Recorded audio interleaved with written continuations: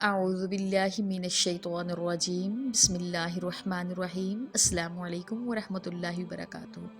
اللہ کے پاک اور ببرکت نام کے ساتھ اپنی کلاس کا آغاز کرتے ہیں، اس دعا کے ساتھ کہ اللہ رب العزت ہمیں حق سچ بیان کرنے کی توفیق عطا فرمائے۔ ایک کافی عرصے کے بعد دوبارہ ہم اپنی کلاس کا آغاز کرنے جا رہے ہیں۔ آپ کو اس چیز کا تو اندازہ ہے کہ آج جو ہمارا ٹاپک ہے وہ ہے نبی پاک صلی اللہ علیہ وسلم کو ہجرت کرنے کے بعد اہل مدینہ نے ان کا استقبال کیسے کیا، یعنی ازمائش، دکھ، تکلیف کے بعد جب مدینہ پہنچے تو انہوں نے کس انداز میں نبی پاک صلی اللہ علیہ وسلم کا استقبال کیا تھا۔ اس سے پہلے یہ جاننا ضروری ہے کہ مدینہ کی فضیلت کیا ہے۔ اچھا، کچھ لوگوں نے کہا مکہ افضل ہے، کچھ نے کہا مدینہ افضل ہے۔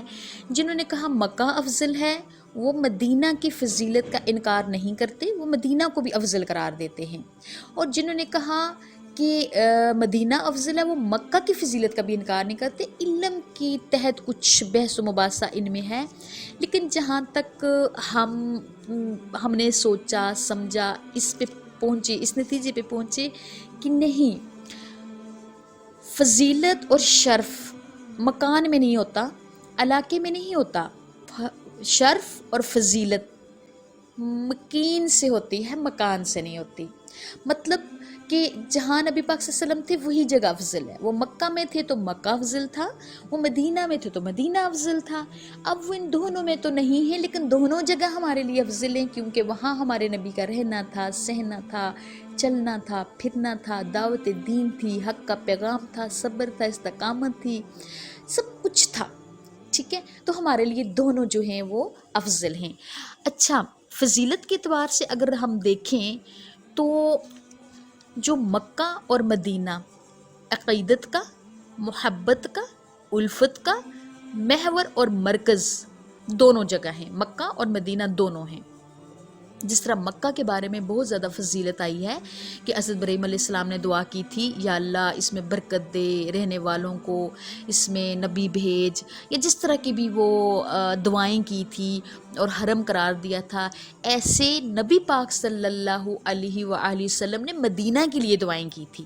ٹھیک ہے، یعنی نبی پاک صلی اللہ علیہ وسلم نے مدینہ کے لیے کئی مرتبہ دعا کی، اور کچھ اس طرح کے الفاظ بھی بیان کیے کہ جس طرح میرے باپ ابراہیم علیہ السلام نے مکہ کے لیے دعا کی تھی کہ اس میں برکت عطا فرما، میں محمد صلی اللہ علیہ وسلم اس مدینہ کے لیے دگنی دعا کرتا ہوں کہ اللہ اس کے پھلوں میں، اس کے سا میں، ان کی مد میں برکت عطا فرمائے۔ حتیٰ کہ مدینہ کو جو حرم قرار دیا، اسی طرح مکہ کو بھی حرم کر، جس طرح مکہ کی حرمت ہے ایسے ہی مدینہ کی حرمت بھی فرض ہے۔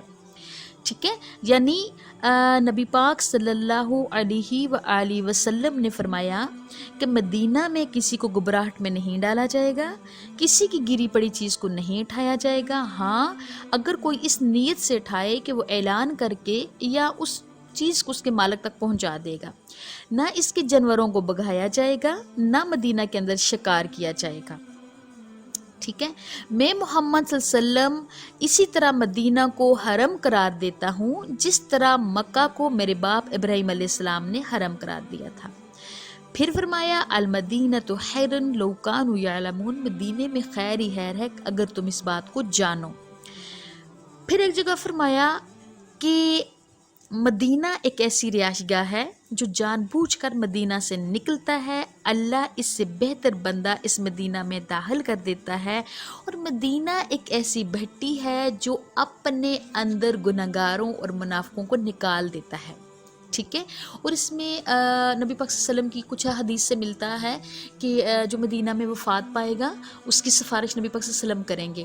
تو یہی چیزیں، یہی فضیلت حضرت عمر نے بھی سنی ہوئی تھی، تو حضرت عمر کیا دعا کرتے تھے؟ اللہ مجھے شہادت چاہیے اور تیرے رسول کے شہر مدینہ میں چاہیے۔ تو صحابہ اکرام مسکرایا کرتے تھے کہ شہادت تو سرحدوں پہ ملے گی، شہادت تو میدان جنگ میں ملے گی، یہاں مدینہ کے اندر کیسے آپ کو شہادت ملے گی؟ لیکن اللہ نیت کو دیکھتا ہے کہ حضرت عمر کو شہید کیا گیا اور مدینہ کے اندر ہی کیا گیا۔ ٹھیک ہے، اور مدینہ کی بہت زیادہ فضیلتیں، بہت زیادہ فضیلتیں۔ اب اس میں ایک سب سے بڑھ کر ایک بات ہے کہ اللہ کے نبی صلی اللہ علیہ وسلم نے فرمایا ایمان دنیا سے ختم ہوتا چلا جائے گا، ایمان رفتہ رفتہ دنیا سے ختم ہوتا چلا جائے گا، ایک جگہ پہ ایمان موجود ہوگا اور وہ شہر مدینہ ہوگا جہاں پہ ایمان موجود ہوگا. ٹھیک ہے. ایک دوسری حدیث وہ بھی بڑی زبردست ہے. نبی پاک صلی اللہ علیہ وسلم نے فرمایا کہ دجال پوری دنیا میں کوئی شہر ایسا نہیں ہوگا جہاں دجال داخل نہیں ہوگا سوائے مدینہ کے. مدینہ کی طرف دجال آئے گا اور اپنے سامنے فرشتوں کی ایک جماعت کو دیکھے گا، ایک لشکر کو دیکھے گا. اس میں ایک بڑا لمبا واقعہ ہے کہ وہ ایک شخص آئے گا، اس کے ساتھ مکالمہ ہوگا، اس کی دجال اس کی گردن کو تن سے جدا کر دے گا، پھر دوبارہ ٹھیک کر دے گا. یہ جب دجال کی موضوع پہ پائیں گے پھر ہم انشاءاللہ یہاں پہ کریں گے. یہاں یہ مقصد ہے کہ مدینہ کے اندر دجال داخل نہیں ہوگا. پھر فرمایا کہ جو مدینہ کے رہنے والوں کو تنگ کرے گا یا اس میں شرک و بدعت کو رواج دے گا، وہ نمک کی طرح پگھلتا چلا جائے گا، وہ پگھل جائے گا نمک کی طرح. ٹھیک ہے. یعنی اچھا ایک بات اور بھی ہے کہ مدینہ کے لوگ نا بڑے نرم مزاج ہیں. اب میں نے نا اس کو بڑا دیکھا، آبزرو کیا میں نے اس کو کہ مکہ میں چونکہ جو مینجمنٹ ہے، کیونکہ ہم لوگ وہاں جا کے نا اپنے سے باہر ہو جاتے ہیں، ہم لوگ ان کی کسی نظم و ضبط کا خیال نہیں رکھتے. اگر ہم وہاں پہ نظم و ضبط سے چلیں، ڈسپلن سے چلیں، تو پھر بھی ان لوگوں کو میں کہتی ہوں اللہ کی مدد ہے، اللہ کی رحمت ہے کہ اتنی دنیا کو ان لوگوں نے ماشاءاللہ پورا کرنا ہوتا ہے، صفائی کا خیال رکھنا ہوتا ہے، نماز ٹائم ہوتا ہے، سب کچھ ہوتا ہے. اتنی دنیا کو وہ مینج کر رہے ہوتے ہیں. یہ اللہ کی خاص رحمت ہوتی ہے. لیکن ان لوگوں کے اندر کچھ سختی پائی جاتی ہے، چاہے وہ مینجمنٹ ہے، چاہے وہ لیڈیز ہے، چاہے وہ جینٹس ہے، یا چاہے وہ آپ شاپنگ کے لیے چلے جائیں وہاں کے لوگ ہیں. مکہ کے اندر کچھ تھوڑی بہت جو ہے وہ سخت رویہ پایا جاتا ہے. لیکن مدینہ کی مینجمنٹ بھی بڑی پولائٹ ہے، اور وہ جو لوگ ہیں ان میں خدمت خلق پہ یعنی بہت محبت ہے ان کی. نرم لوگ ہیں، لہجے نرم ہیں، یعنی یہ تبدیلی پائی جاتی ہے. اور جب ہم مکہ کی طرف سے نکلے تو پورے رستے بس میں یہی دیکھتی رہی کہ ابھی اتنی زبردست وہاں سواریاں ہیں، گاڑیاں ہیں، ایسی لگے ہوئے ہیں، بہت زبردست قسم کا وہ سفر ہے.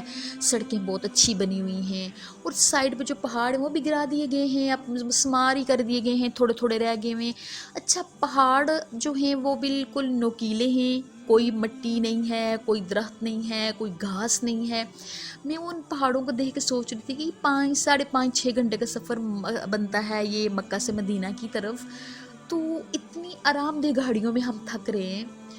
تو جب میں ان پہاڑوں کی طرف دیکھتی تھی تو میں کہتی تھی اللہ، ہمارے نبی پاک پیدل گھوڑوں پہ، اونٹوں پہ پیدل سفر کر کے، اتنا اس دور میں جنگل بیابان ہوتا تھا، اب تو وہاں پہ آبادیاں ہیں، سڑکیں ہیں، سب کچھ بن گیا ہوا ہے. اللہ کتنی بڑی قربانیاں ہیں. پھر وہ مکہ سے نکلتے ہوئے پیارے نبی کا مکہ کی طرف دیکھنا اور یہ کہنا مکہ تم مجھے بہت پیارے ہو، مجھے تجھے چھوڑ کے جانے کا دل تو نہیں کر رہا، لیکن تیرے باسی مجھے رہنے نہیں دیتے. یہ بات میرے ذہن میں بڑی چلتی رہی. تو پھر ایک اور بات یہاں پہ تھی کہ نبی پاک صلی اللہ علیہ وآلہ وسلم نے ان کی جو فضیلت بیان کی ہے نا مدینہ کی، اس میں ایک بات یہ بھی کی ہے کہ وہاں پہ وبا داخل نہیں ہوگی، یعنی طاعون وغیرہ کی جو وبا ہے وہاں پہ داخل نہیں ہوگی، کیونکہ اس وقت نبی پاک صلی اللہ علیہ وسلم نے یہ دعا کی تھی یا اللہ یہاں کی جو بھی وبا ہے اس کو مشرکوں کی بستی کی طرف لے جا. یہ فضیلت بھی مدینہ کو حاصل ہے. یعنی ہمارے لیے شہر مکہ اور شہر مدینہ دونوں کی حرمت بہت زیادہ ہے، دونوں احترام کے قابل ہیں اور دونوں کی عزت لازم ہے. لیکن یہ سارا ٹائم جو گزرا نا میرا وہاں پہ یا کسی کا بھی گزرتا ہوگا، لیکن جب بھی میں نماز پڑھتی تھی نا تو مجھے سورہ کوثر بہت یاد آتی تھی. یعنی کہہ لیں کہ کم ہی نماز کوئی ایسی تھی جس میں سورہ کوثر میں نے نہ پڑھی ہو. وہ مجھے پھر وہ ابو جہل کا وہ طنز کرنا، ابو لہب کا وہ طنز کرنا مجھے نظر آ رہا تھا کہ آپ کا تو بیٹا نہیں ہے، آپ کا تو نام و نشان مٹ جائے گا. اور وہاں جب میں قافلوں کے قافلے دیکھا کرتی تھی تو اس وقت سبحان اللہ منہ پہ ہوتا تھا، بس صرف سورہ کوثر پڑھتے تھے کہ یہ کوثر نازل کر کے نا سورہ کوثر تو اللہ تعالیٰ نے پیارے نبی کو تسلی دی تھی. تو آج دیکھیں قافلوں کے قافلے وہاں پہ نبی پاک صلی اللہ علیہ وسلم پر درود بھیج رہے ہیں، دعائیں کر رہے ہیں، اور قافلوں کے قافلے داخل ہو رہے ہیں. کہاں ہے ابو جہل؟ جس کے اپنے آپ پہ گھمنڈ ہوتا تھا، اپنے بیٹوں پہ، اپنی دولت پہ، اپنی شان پہ، آج وہاں پہ واش روم بنے ہوئے ہیں، لوگ واش روم کے طور پر اس کے گھر کو یوز کر رہے ہیں. ٹھیک ہے، یہ اللہ تعالیٰ کہتے ہیں نا کہ اللہ تعالیٰ بلند کر دے گا، لیکن اللہ کے راستے میں چل کے تو دیکھو. ٹھیک ہے، اب انشاءاللہ یہ تو کلیئر ہو گیا کہ ہمارے لیے مکہ اور مدینہ دونوں محترم ہیں، ہم نے دونوں کا احترام کرنا ہے. تو انشاءاللہ اب مدینے والوں نے پیارے نبی کے استقبال کیسے کیا، نیکسٹ ویڈیو میں انشاءاللہ ہم یہ بیان کریں گے.